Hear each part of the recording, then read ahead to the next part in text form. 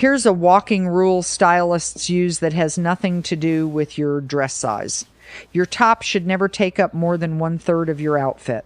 Not your waist, not your hips, 1/3 of the space your eye actually sees from shoulder to ankle. Get that ratio right, and wide leg pants stop looking like a curtain and start looking like the most flattering thing in your closet. I call it the 1/3 rule, and by the time we get through today's 7 blouses, you'll be able to look at any top hanging in your closet and know instantly whether it belongs with your wide leg pants or not. No guessing, no tugging, no standing in front of the mirror wondering why something feels off. Because here's the myth we need to retire. For years, we were told that volume on the bottom means something tight and clingy on top, like the outfit needs to apologize for itself. That rule was never really about style. It was about making women feel like they had to shrink themselves to look put together. We're not doing that anymore. Comfort and elegance are not opposites, and today I'm going to show you exactly how to prove it, one blouse at a time. Before we get into the list, hit that subscribe button so future videos land right in front of you, and let's get started with the piece that solves the hardest part of this whole equation.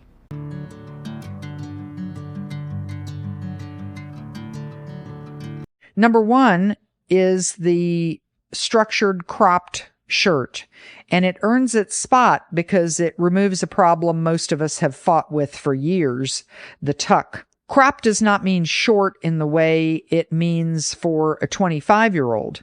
For us, cropped means the hem sits right at the hip bone, maybe an inch below your natural waistband. Nothing shows. What changes is the shape. Instead of fabric falling straight down and pooling at your hips, a boxy, structured, cropped shirt stops right where your pants begin, and that single detail tricks the eye into believing your legs start higher than they do. That's instant length, no tailor required. Look for a shirt with some backbone to it, a crisp cotton poplin or a heavier linen that holds its own shape instead of draping against your body. Pop the collar, roll the sleeves to just below the elbow, and let a little wrist show. That small strip of skin at your wrist is one of the lightest, most naturally slimming things you can reveal, and we're going to come back to that trick more than once today.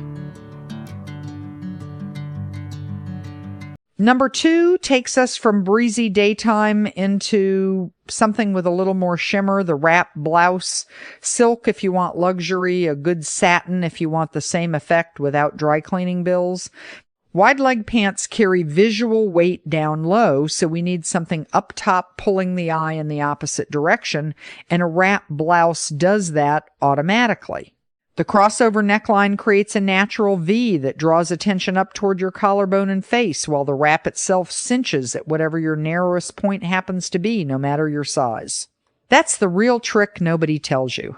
A wrap top isn't sized to a number, it's sized to you every single time you put it on. Now, a fair worry, what happens when you sit down and the front gapes open? 2 fixes. Either choose a faux wrap that's stitched closed at the crossover so the look is permanent, or slide a lightweight cami underneath and secure the fold with a small pin or brooch. Either way, you get the elegance without a wardrobe malfunction waiting to happen at dinner.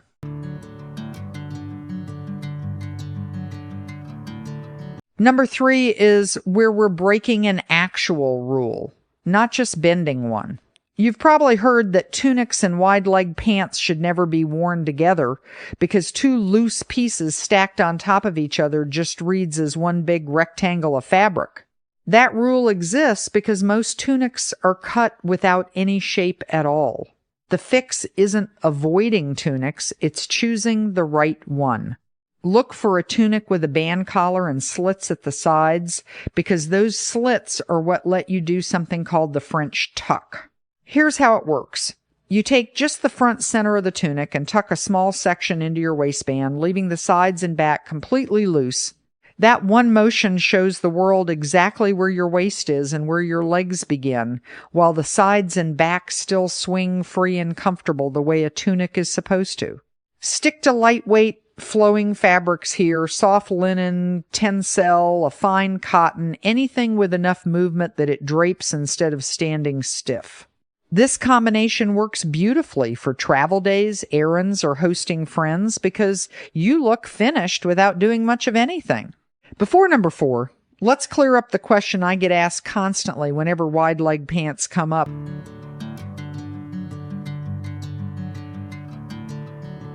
Which is, what on earth goes on your feet? Quick answer: skip anything too flat and thin because it can get lost under all that fabric. A slightly heeled mule, a pointed flat, or a structured loafer all work because they give your foot just enough presence to peek out and anchor the whole silhouette. Sneakers can work too, but chunkier soles pair better with the volume up top than a delicate, thin-soled pair. Now, number 4, and this one is pure evening glamour with none of the fuss, the cowl neck. Since wide leg pants already carry so much movement below the waist, we want the top half doing the opposite job, holding the eye up near your face.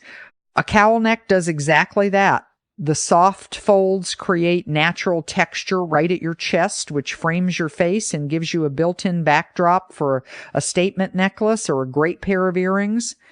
Fabric choice matters enormously here. You want something that drapes like liquid, a fine modal knit, lightweight jersey, or satin. Anything stiffer will make the cowl sit bulky instead of soft. And here's something most stylists won't mention: a shallow cowl works just as well as a deep one. You don't need a plunging neckline to get the flattering effect. A gentle swoop that rests below the collarbone gives you the same visual balance while staying completely modest. We're at the halfway mark, and this is a good moment to ask you something. Out of the 4 blouses so far, which one is already sitting in your closet waiting to be paired properly with your wide leg pants? Drop the number in the comments. I read every single one, and it genuinely helps me plan future videos around what you already own. Number 5 brings us into everyday territory, the ribbed knit. Some women hear ribbed and immediately think it will cling to every lump and bump, but that's actually backwards. A ribbed knit has structure and a bit of elasticity, so it skims your body instead of gripping it the way a flat cotton tee often does. The real secret is in those vertical ribs themselves. They create thin lines running up and down your torso, and those lines pull the eye vertically instead of horizontally, which lengthens everything when it's paired with the sweeping vertical lines of wide-leg trousers. Keep the gauge light, a thin, fine knit ribbed top, not a heavy sweater. Because it's lightweight, you can do a full tuck or that French tuck we talked about earlier without adding bulk around your middle. A navy or black rib top with white linen wide legs is a classic warm weather combination, and a caramel or a rust tone with a darker denim wide leg works beautifully once the weather turns cooler.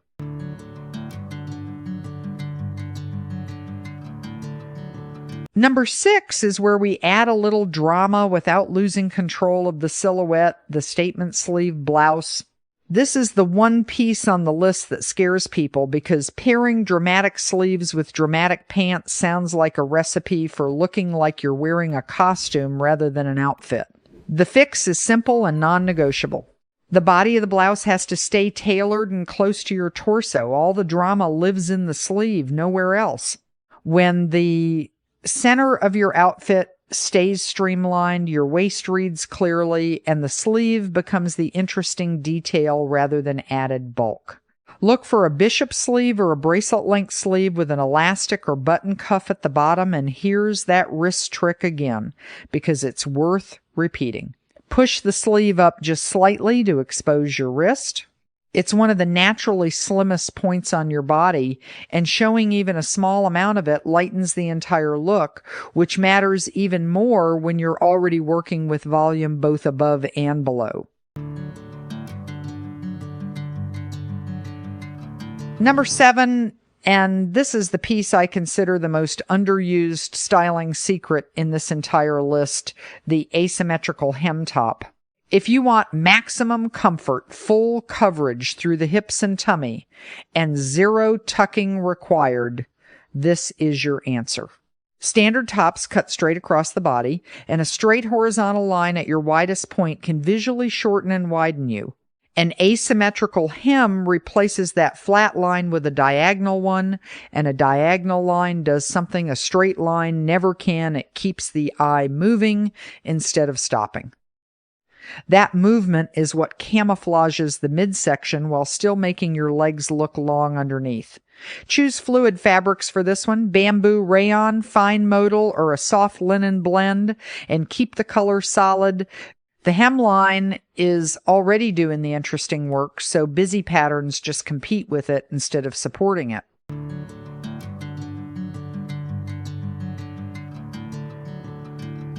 So let's bring it back to that 1/3 rule I mentioned at the very start. Every single blouse we covered today follows it in its own way. The cropped shirt hits above the 1/3 mark by design. The wrap and cowl necks pull your eye upwards so the top visually reads as smaller than it is. The tunic uses the French tuck to fake that same proportion. The ribbed knit uses vertical lines to stretch it. The statement sleeve keeps the torso tight, so only the sleeve adds volume. And the asymmetrical hem breaks the straight line, so your eye never measures the top as one solid block at all. Different techniques, same math, and now you know exactly what to look for every time you're standing in a fitting room wondering if a top will work. Quick recap before you go. We had the structured cropped shirt, the wrap blouse, the band collar tunic with a French tuck, the soft cowl neck, the lightweight ribbed knit, the tailored statement sleeve, and the asymmetrical hem. 7 completely different silhouettes, one shared rule tying every single one of them together. Style after 60 isn't about disappearing into loose fabric or squeezing into something tight to prove a point. It's about understanding your own proportions well enough that comfort and elegance stop being a trade-off at all. Tell me down in the comments which of these 7 you're adding to your closet first. I answer as many as I can. And if this helped you look at your wide leg pants a little differently, subscribe so you don't miss what's coming next. Thank you so much for spending this time with me, and I'll see you in the next one.